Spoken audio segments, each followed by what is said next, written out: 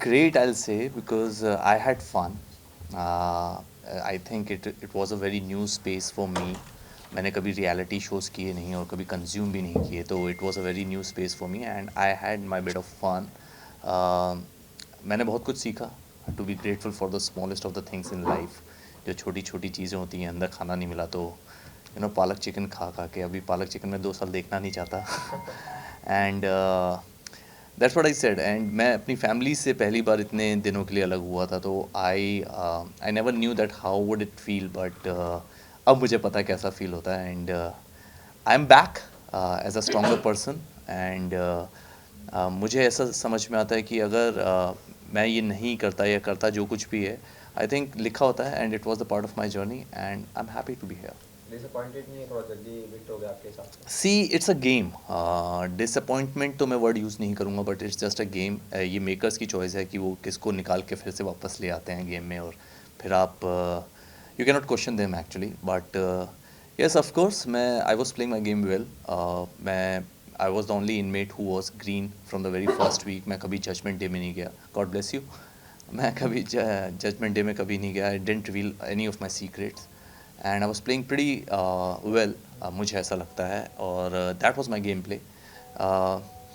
But जब मैंने देखा कि सामने दो ऐसे इनमेट्स को वापस लिया जाता है, उनको पावर दी जाती है to become the challengers, and when you are green and when you are safe, that was something I didn't expect. And but again I said, it's a game, and there were no rules, so they got 2 inmates who became challengers and they challenged me. I lost the task. Dheeraj, but बार बार जब show में आपको बोला गया, like Ritesh sir ने भी बोला है, फरा मैम ने भी बोला कि धीरज आप दिख नहीं रहे हो, या आपका गेम प्लान थोड़ा और दिखना चाहिए, धीरज उभर के नहीं आ रहा है. तो what was your take on that? यार मैं ना जब ये मुझे बोला भी जाता था, मैं हमेशा सोचता था कि ऐसा क्यों बोला जा रहा है, क्योंकि मैं जब शो में एंटर हुआ था, शायद मैंने पहली लाइन यही बोली थी कि मैं यहाँ गेम खेलने नहीं आया, मैं गेम चेंज करने आया हूँ. उसका मतलब ये था कि जब whenever we think about any reality shows, most of us I think, जब हम किसी रियलिटी शो के बारे में सोचते हैं या बात करते हैं, तो हम सबको ऐसा लगता है कि यार उस शो में जाके लड़ेंगे ना, तो देखेंगे उस शो में जाके फालतू. आप मुझे एक बात बताओ, मैं किसी से क्यों लड़ूंगा? आप मुझे एक बात बताइए. ठीक है, I will give you an example. Yogesh को मैंने एविक्ट किया, टर्मिनेट किया, क्योंकि मेरे पास पावर थी. आकांक्षा चौधरी को आके मुझसे लड़ना चाहिए था, राइट? मैंने हर्षद को, अगर आई was the one who voted him out, तो शिवांगी को आके मुझसे लड़ना चाहिए था. अगर उनकी गर्लफ्रेंड्स आके मुझसे नहीं लड़ेंगी, तो मैं जाके उनसे ज़बरदस्ती नहीं लड़ूंगा ना, राइट? तो कोई तो लड़े मुझसे, तभी मैं लड़ूंगा. तो मैं ज़बरदस्ती सिर्फ कंटेंट देने के लिए या दिखने के लिए, I can not do that. And जब भी मुझे ये बोला गया, मैं नहीं दिखा, मुझे ऐसा पता नहीं था, क्योंकि मैं अंदर था, मैं दिख रहा हूँ नहीं दिख रहा हूँ.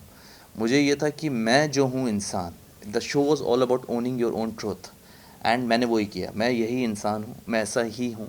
मैं किसी से ज़बरदस्ती नहीं लड़ूंगा, मैं किसी से ज़बरदस्ती उल्टी सीधी बात नहीं करूँगा, गलत वर्ड्स यूज़ नहीं करूँगा. And that's the person I am, and that's what I did. I own my truth. Show में एक और चीज़ हुई थी जहाँ पे आपका राम सर के साथ थोड़ा तू मैं अनबन हो गया Yes, था yes. लॉकअप के अंदर, जब when he wanted to walk out because apparently you are not letting him speak. So No, it was the other case. Sorry, it was the other way around. But then, He was not letting me speak. right, Yeah, but he put it out like yeah. that. And जब राम जैसे कोई contestant होते हैं जो इतने ज़्यादा senior होते हैं, क्या आपको लगता है कि वो घर पे सबको डोमिनेट और मैनिपुलेट करने की कोशिश कर रहे हैं, जो अभी रिसेंटली बाहर भी आया that he was trying to do that? So what was your take on his game plan? See, मुझे ऐसा लगता है कि देखिए, एक सीनियरिटी की इज़्ज़त होती है हमेशा, और एक एज की भी इज़्ज़त होती है हमेशा. और जब मेरी उनसे वो बहस हुई थी, मैंने शायद बाहर जाके आकांक्षा चमोला को ये बात बोली थी that I will be the last person on this planet to disrespect him. I love the man. I openly said that thing. मुझे अपूर्वा ने आके बोला कि राम सर बीइंग मैनिपुलेटिव, वो उनको जब चीज़ें चाहिए होती हैं तो वो मैनिपुलेट करते हैं, आपके बारे में भी बोलते हैं. सी, जो कुछ भी है, it is a part of the game. Ram sir से मेरी बहस इसलिए हुई थी क्योंकि मुझे हमेशा लगता था कि मैं यहाँ पे अपने ओपिनियन भी देने आया हूँ. ऐसा तो नहीं है कि मैं नेक्स्ट सीज़न में फिर से आऊँगा ओपिनियन देने. मैंने उनको ये बात बोली थी, लेकिन वो he is not a good listener.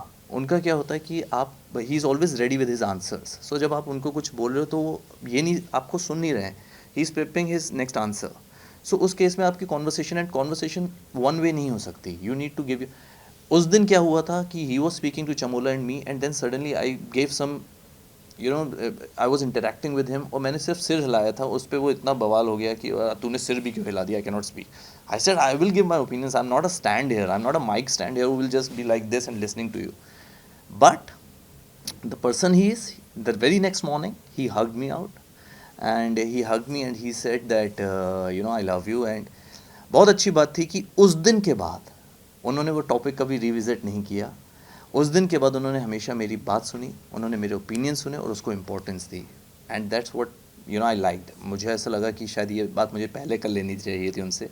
And पर ठीक है, आई मीन उनको जब समझ में आया उन्होंने उस चीज़ को फिर से दोबारा रिविज़िट नहीं किया.